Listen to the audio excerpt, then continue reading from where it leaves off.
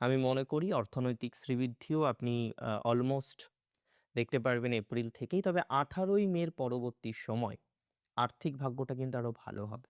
অনেকেই বলবেন, "দাদা, দ্বিতীয় রাহু আসলে আর্থিক ভাগ্য ভালো হয় কি করে?" এখানেই তো অনেক রকম বিষয়বস্তু প্রযোজ্য হবে।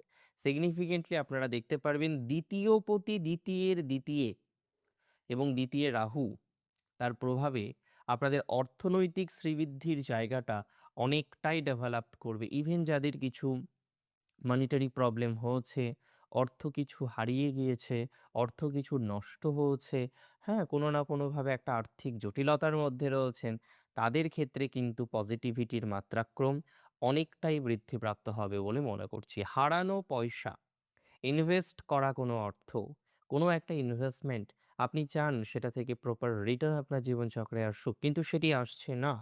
সেটি নানা রকম জটিলতার মধ্যে আপনাকে রেখেছে। আমি মনে করি এই ধরনের বিষয়বস্তুর ক্ষেত্রে বিস্তর পজিটিভিটির সম্ভাবনা রয়েছে। অ্যান্ড সিগনিফিকেন্টলি বিস্তর পজিটিভিটি কিন্তু বাড়বে।